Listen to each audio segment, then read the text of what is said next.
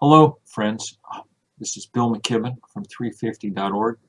Thank you very much for taking democracy seriously, and our country's democracy in particular. It's, for me, um, it's a dear topic in a lot of ways. I grew up in Lexington, Massachusetts, the birthplace of American liberty. You need to imagine me with my tricorn hat on, because that's how I spent my summers in high school, giving tours of the battle green, telling people about the hopes and dreams that the first Americans had.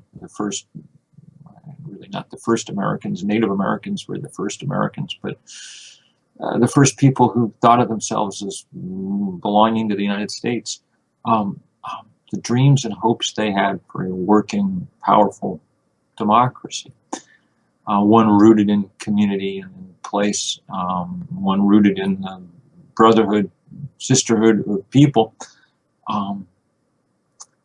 That's always been very important and an almost sentimental idea to me, but one that's moved me.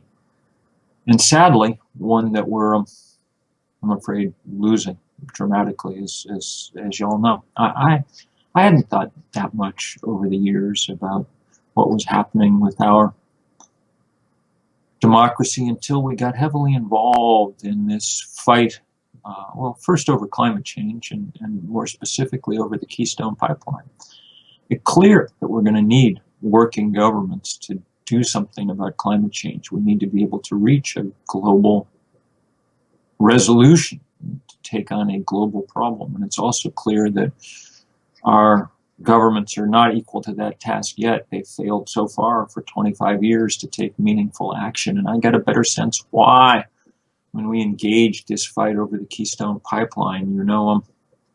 I spent a lot more time in Washington than I had in my whole life. Some of that time was in jail, but that was the easy part, really. The harder part was up on Capitol Hill or out all over the place because it was so damn depressing. One of the things we figured out pretty quickly early on was that you could literally tell how people were going to vote on this issue if you knew how much money they'd taken from the fossil fuel industry. Our friends at Oil Change International, who have a remarkable website called Dirty Energy Money, were able to show within minutes of each vote how much money people had taken from the fossil fuel industry. And the people who were for the Keystone Pipeline routinely had taken 4 and 5 and 6 times as much as the folks who were against it. It's hard to find anybody who's completely clean up there, though, since I come from Vermont and have the great pleasure of having Senator Sanders, a little easier for me. But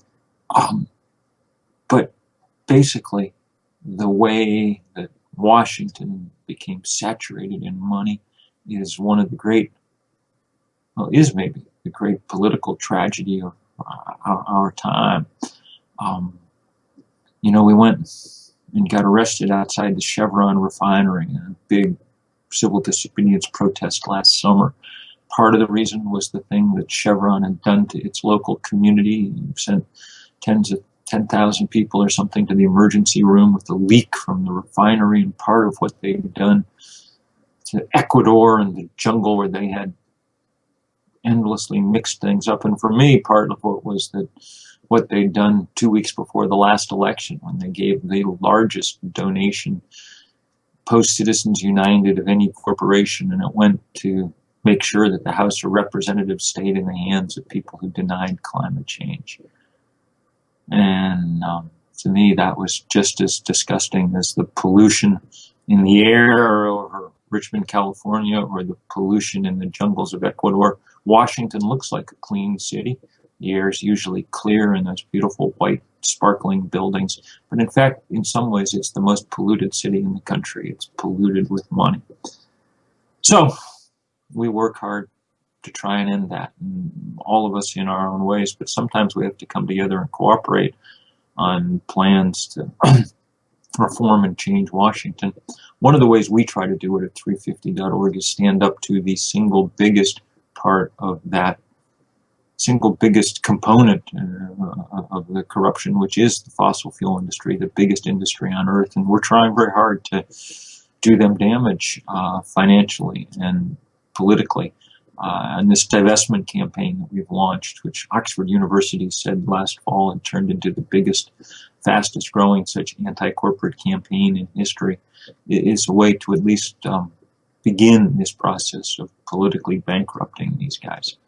And I hope that you all will join us. I'm sure that this forum is not a forum for talk alone, but a forum for planning about how to send things forward. And I hope in all your communities and colleges and churches and synagogues and other institutions you figure out how to divest from these fossil fuel companies as one of many steps that we need to take toward building a democracy that's that bears some resemblance to what those people who gave their lives on Lexington Green long ago thought they were standing up for. Thank you guys very much for your leadership, and I look forward to seeing all that you come up with.